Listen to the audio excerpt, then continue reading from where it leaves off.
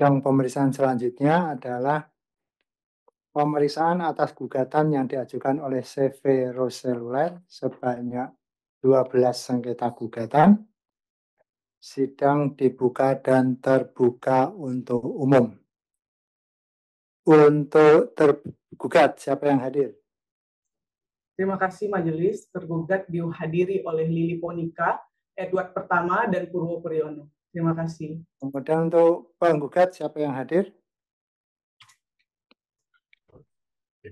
Baik, Ya. terima kasih majelis. Satu saja yang bicara ya. Siapa yang mau bicara?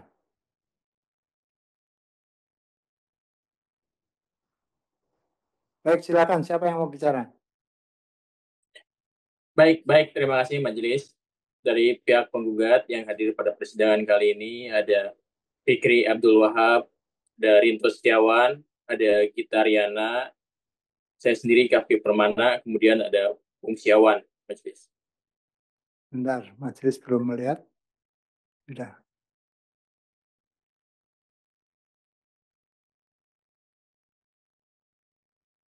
Di waiting room. Baik. Catatan majelis ya, di waiting room tidak ada nama-nama tersebut. Entah penulisan username-nya atau gimana, karena sesuai standar harus dituliskan nama pemohon banding. Jadi majelis mengetahui ini mau sidang yang mana. Jadi sementara yang kelihatan di sini Saudara Kavi Permana dan Rinto Setiawan. Kemudian di situ ada Radius sebagai apa? Pendamping atau gimana? Baik, Radius dari pendamping kami dari majelis. Baik, kemudian kita akan melakukan agenda hari ini, catatan majelis ini kesempatan kepada penggugat ya, untuk menyampaikan dalil-dalil atas gugatannya. Silakan penggugat sampaikan dalil-dalilnya. Baik, terima kasih majelis.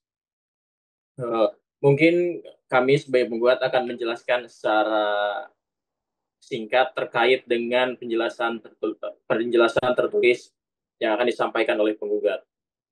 Baik, sudah di-upload ya? Sudah kami upload melalui laman Utexcode. Nah, majelis sudah melihat, memang sudah ada di situ. Silakan sampaikan dengan sistematis supaya majelis mudah menerima dan efektivitas waktu. Silakan penggugat. Baik, terima kasih majelis. Penjelasan tergugat terkait pemenuhan ketentuan formal pengajuan gugatan. 1. Terkait perbedaan antara banding dan gugatan pajak. Tergugat menyatakan bahwa penggugat sebelumnya telah mengajukan banding dengan alasan yang sama seperti dalam gugatan, sehingga tidak semestinya diperiksa oleh majelis hakim yang berbeda karena dapat menyebabkan disparitas putusan. Namun penggugat menegaskan bahwa banding hanya memeriksa sengketa perhitungan pajak akibat perbedaan penafsiran antara wajib pajak dan fiskus sebagaimana diatur dalam pasal 31 ayat 2 Undang-Undang Pengadilan Pajak. Gugatan diajukan terhadap prosedur atau tata cara penerbitan suatu keputusan perpajakan yang diduga melanggar ketentuan hukum sebagaimana diatur dalam pasal 31 ayat 3 Undang-Undang Pengadilan Pajak. Karena sifatnya berbeda, maka gugatan dan banding bisa diperiksa oleh majelis hakim yang berbeda tanpa menyebabkan disparitas putusan. 2. Terkait objek gugatan dan syarat formal. Tergugat berpendapat bahwa surat keputusan keberatan yang disengketakan tidak memenuhi syarat formal sebagai objek gugatan karena tidak sesuai dengan pasal 23 ayat 2 huruf D Undang-Undang KUP. Namun, penggugat membantah dan menyatakan bahwa alasan yang digunakan oleh tergugat untuk menolak gugatan penggugat tidak memiliki dasar hukum yang kuat dalam ketentuan pasal 23 ayat 2 huruf D Undang-Undang KUP secara eksplisit memberikan hak bagi penggugat untuk mengajukan gugatan terhadap surat keputusan keberatan yang cacat prosedur. Baik, sebentar. Itu yang barusan disampaikan di halaman berapa? Majelis mengikuti di penjelasan tertulis sama ya dengan penjelasan tertulisnya ya? Sama majelis, namun kami ini secara singkat majelis.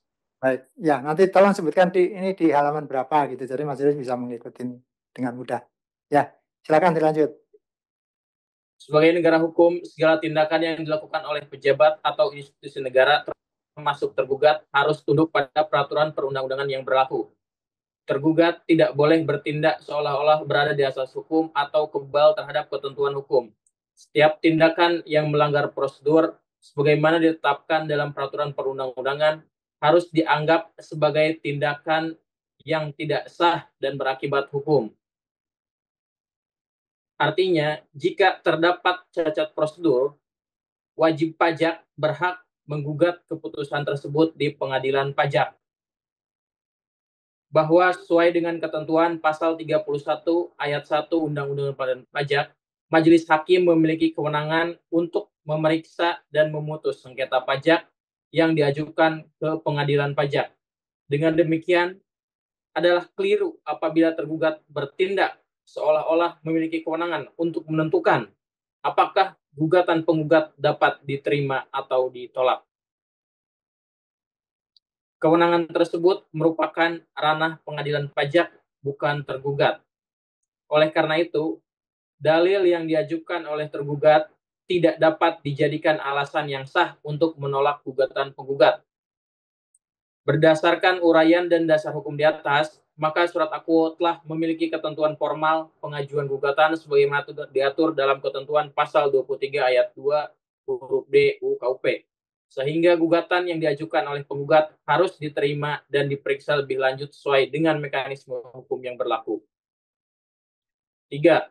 Surat keputusan keberatan sebagai objek gugatan yang sah. Berdasarkan pasal 1 angka 9 Undang-Undang Peradilan Tata Usaha Negara, suatu keputusan harus bersifat konkret, individual, final, dan menimbulkan akibat hukum. Surat keputusan keberatan yang disengketakan memenuhi keempat unsur tersebut sehingga secara hukum bisa digugat. Pasal 1 angka 7 Undang-Undang Pengadilan Pajak juga menyebutkan bahwa gugatan bisa diajukan terhadap keputusan perpajakan yang dapat digugat sesuai aturan yang berlaku. Oleh karena itu, surat akuo merupakan objek gugatan yang sah sesuai dengan pasal 23 ayat 2 huruf D Undang-Undang KUP. B. Terkait dengan kronologis terbitnya surat akuo. Fakta bahwa kronologis yang disampaikan oleh penggugat dalam gugatan nomor 0001-RS-G-11 Romawi 2024 tertanggal 6 November 2024 dan 11 gugatan lainnya adalah tidak menimbulkan perdebatan di antara para pihak sehingga secara implisit maupun eksplisit telah diakui kebenarannya oleh para pihak tanpa ada sanggahan lebih lanjut. C. Terkait dengan materi gugatan. 1. Bahwa tergugat tidak menyampaikan daftar dokumen lampiran surat keberatan kepada penggugat pada saat penggugat mengajukan keberatan berdasarkan SE 11/2014. Bahwa tergugat tampak kebingungan untuk membuktikan bahwa dalil penggugat adalah tidak berdasar. Hal ini dapat dilihat pada penjelasan tertulis tergugat yang disampaikan bahwa tergugat telah membuat daftar dokumen lampiran surat keberatan pada saat menerima surat keberatan penggugat. Namun, pada kalimat berikutnya tergugat menyatakan dengan atau tidak adanya daftar dokumen lampiran surat keberatan dipegang penggugat, faktanya surat keberatan penggugat telah diproses lebih lanjut karena telah memenuhi ketentuan persyaratan formal. SE 11/PJ 2014 bukan hanya petunjuk administratif internal, tetapi merupakan standar operasional prosedur yang harus dipatuhi demi memastikan hak-hak wajib pajak terpenuhi.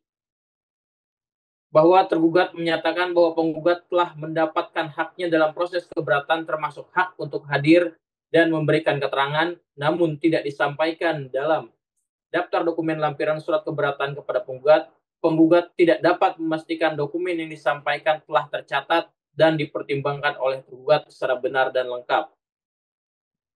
Tidak disampaikannya daftar dokumen menghambat penggugat dalam memastikan bahwa semua dokumen telah dicatat dan dipertimbangkan dengan benar. SE 11/PJ-2014 merupakan bagian dari peraturan yang harus dipatuhi oleh instansi di bawah Kementerian Keuangan berdasarkan PMK 164/2021. Ketidaksesuaian prosedural ini berpotensi menyebabkan maladministrasi yang merugikan hak-hak penggugat. Kemudian tidak dipatuhinya SE 11 tersebut oleh tergugat menunjukkan tindakan yang melampaui wewenang dan bertentangan dengan ketentuan pasal 17 ayat 1 dan ayat 2 huruf A Undang-Undang Nomor 30 Tahun 2014 tentang administrasi pemerintahan. Penggugat kehilangan kepastian mengenai dokumen yang dipertimbangkan dalam proses keberatan yang pada akhirnya berpotensi mempengaruhi hasil keputusan keberatan itu sendiri. Berdasarkan uraian dan penjelasan di atas, maka penjelasan dari tergugat seluruhnya tidak dapat diterima, sehingga gugatan yang diajukan oleh penggugat atas tidak disampaikannya daftar dokumen lampiran surat keberatan kepada penggugat pada saat penggugat mengajukan keberatan berdasarkan SE 11 memiliki alasan dan dasar hukum yang kuat. Bahwa tergugat telah bertindak sewenang-wenang karena tidak memperlihatkan apalagi memberikan surat tugas tim peneliti keberatan sebagaimana diatur dalam ketentuan pasal 29 ayat 2 Undang-Undang KUP dan penjelasan atau membagikan surat tugas sehingga penggugat tidak dapat memastikan keabsahan tim peneliti keberatan. Seperti halnya pemeriksaan pajak, peneliti keberatan juga harus diawali dengan surat perintah dan surat tugas sebagai bukti penunjukan resmi. Tanpa surat tugas, peneliti keberatan dapat dianggap tidak sah dan berisiko cacat wewenang. Tindakan tergugat telah melanggar pasal 29 ayat 2 Undang-Undang KUP yang mewajibkan petugas pemeriksa memiliki tanda pengenal dan surat perintah pemeriksaan serta memperlihatkannya kepada wajib pajak. Tergugat mengklaim telah mencantumkan nomor surat tugas dalam SPUH, tetapi penggugat tidak pernah melihat atau menerimanya. Jika surat tugas memang telah diterbitkan sejak 21 Februari 2024, mengapa tidak langsung diberikan kepada penggugat? Surat tugas seharusnya menjadi bukti resmi bahwa penelitian keberatan dilakukan oleh pihak yang berwenang. Tidak adanya surat tugas yang diperlihatkan menimbulkan pertanyaan, apakah dokumen ini benar sejak awal atau hanya dijadikan alasan pembelaan untuk menutupi kelalaian prosedur. Bahwa pernyataan tergugat yang menyampaikan penjelasan secara lisan dan tulisan kepada tim peneliti keberatan tidak ada dispute dari pihak penggugat terkait dengan kedudukan pihak tim peneliti keberatan, sehingga pihak tim peneliti keberatan tidak melakukan kesalahan prosedur dalam melaksanakan proses keberatan. Namun, penggugat tegaskan bahwa sebagai wajib pajak yang awam dengan prosedur perpajakan, penggugat seharusnya mendapatkan penjelasan yang proaktif dari tergugat mengenai prosedur penyelesaian sengketa pajak. Bahwa meskipun penggugat tidak secara langsung meminta surat tugas sebagai pihak yang wajib menaati administrasi, tergugat seharusnya menyerahkan tanpa perlu diminta. Pernyataan bahwa tidak ada kewajiban untuk menunjukkan surat tugas justru menegaskan bahwa tergugat tidak mematuhi aturan dan dasar hukum yang berlaku. Sikap ini menunjukkan tindakan sewenang-wenang serta ketidaktertiban administrasi. Dengan demikian jelas bahwa tergugat atau tim peneliti keberatan telah melakukan kesalahan prosedur dalam menangani proses keberatan. Bahwa tergugat bertindak sewenang-wenang karena pemberian keterangan dari penggugat tidak dituangkan dalam berita acara kehadiran berdasarkan pasal 15 ayat 3 PMK 9/2013. Berita acara adalah dokumen resmi yang mencatat hasil-hasil pelaksanaan pemeriksaan yang dianggap penting.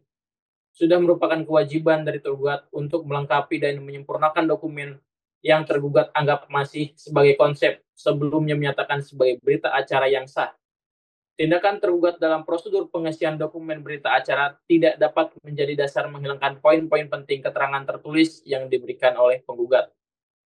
Penggugat menegaskan bahwa tergugat telah melanggar pasal 15 ayat 3 PMK 9/2013 dengan menyusun berita acara kehadiran dan pemberian keterangan secara sepihak tanpa mencantumkan seluruh keterangan yang diberikan oleh penggugat. Meskipun dokumen tersebut masih berupa konsep, tergugat tetap berkewajiban mencatat keterangan secara lengkap sesuai aturan yang berlaku. Penggugat menegaskan bahwa permasalahan utama bukan pada status konsep dokumen melainkan pada substansi berita acara yang tidak mencerminkan keseluruhan keterangannya, sehingga terjadi cacat prosedural yang membuat surat akuo tidak sah. Tergugat tidak dapat membuktikan bahwa seluruh tahapan administrasi telah dilakukan dengan benar, terutama dalam pencatatan keterangan penggugat. Kemudian bahwa keterangan penggugat tidak dimasukkan menunjukkan tindakan sewenang-wenang yang bertentangan dengan ketentuan pasal 17 ayat 2 huruf C dan pasal 70 ayat 1 huruf C Undang-Undang Administrasi Pemerintahan. Sehingga keputusan yang diambil harus dinyatakan tidak sah. Berdasarkan uraian tersebut di atas, penggugat mohon kepada Majelis Hakim Pengadilan Pajak yang berintegritas agar memberikan amar putusan sebagai berikut. 1. Menyatakan gugatan penggugat dapat diterima. 2. Mengabulkan gugatan penggugat untuk seluruhnya. 3. Menyatakan tergugat telah melampaui wewenang dalam menerbitkan surat akuo karena tergugat tidak menyampaikan daftar dokumen lampiran surat keberatan. 4. Menyatakan tergugat telah melampaui wewenang dalam menerbitkan surat akuo karena tergugat tidak memperlihatkan dan atau memberikan surat tugas tim peneliti keberatan sebagaimana amanat pasal 29 ayat 2 KUP dan penjelasannya. 5. Menyatakan tergugat telah melampaui wewenang dalam menerbitkan surat akuo karena tergugat menghilangkan tanggapan penggugat dalam berita acara kehadiran dan pemberian keterangan tertulis. 6. Membatalkan surat keputusan Direktur Jenderal Pajak nomor KEP 00829-KEP-PJ-WPJ.22-2024 tanggal 8 Oktober 2024 tentang keberatan wajib pajak atas surat ketetapan pajak kurang bayar pajak pertambahan nilai barang dan jasa nomor 0056-227-19-426-23 tanggal 13 Oktober 2023 masa pajak Januari 2019.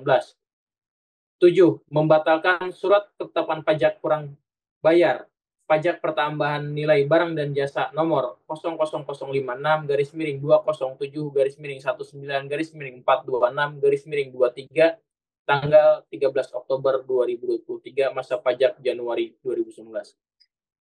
Demikian majelis penjelasan tertulis dari penggugat pada persidangan kali ini.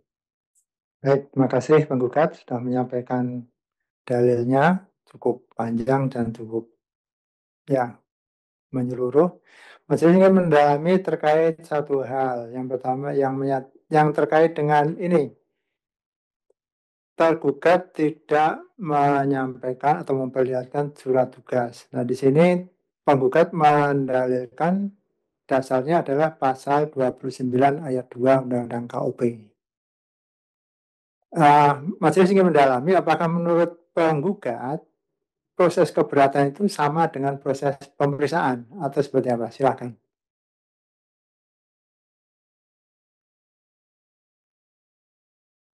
Baik, terima kasih majelis. Menurut penggugat bahwa proses pelaksanaan keberatan dan proses pemeriksaan itu merupakan hal yang sama begitu majelis.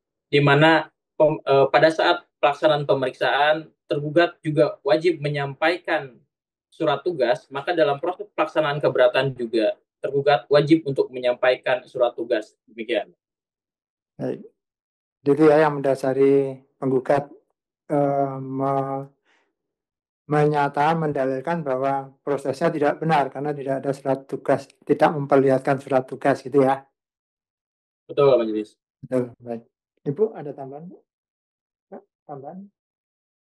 Cukup. Baik, majelis sudah menerima dalil pemohon banding, penggugat. Tentunya ini semua menjadi bahan pertimbangan. Nanti sidang berikutnya giliran tergugat ya. Silakan tanggapin ini ya. Izin majelis. Sebentar. Ya. Ya nanti silakan ditanggapi karena ini agenda hari ini adalah penyampaian dalil oleh penggugat ya dan sudah disampaikan ya kan. Nah sekarang tinggal nanti di sidang berikutnya giliran tergugat menyampaikan tanggapannya, tentunya disertai dengan dalil-dalilnya gitu ya tergugat. Baik majelis. Baik. Ada apa ini? Salah satu dari majelis, izin majelis. Ya. Untuk sidang berikutnya kami dari penggugat mohon izin untuk agar dari tim sidang dari tergugat itu bisa menunjukkan legal standing yang jelas majelis. Jadi ini yang kami baca dari tim sidang ini mendapatkan cap dari Direktur Keberatan dan Banding, Direktorat Jenderal Pajak majelis. Sementara yang kami gugat itu adalah Direktur Jenderal Pajak majelis. Seperti yang ini majelis, beberapa waktu lalu kami mencoba menanyakan kepada Kementerian Keuangan terkait dengan masa jabatan Direktur Jenderal Pajak Bapak Suryo Utomo yang seharusnya berakhir tanggal 31 Oktober 2024 majelis. Sampai sekarang belum mendapatkan kejelasan. Jadi karena yang kami gugat adalah Direktur Jenderal Pajak, ini nanti jangan-jangan Direktur Jenderal Pajaknya sudah kadaluarsa itu majelis. Jadi di persidangan berikutnya sebelum dari penggugat menyampaikan begini, itu sampaikan sebagai dalil saudara saja gitu. Jadi gini, tergugat sudah datang dengan surat tugas, ya kan? Nah ini sudah beracara. Kalau penggugat menganggap itu tidak sah atau tidak memenuhi legal standing, ya sampaikan saja itu tidak memenuhi gitu aja.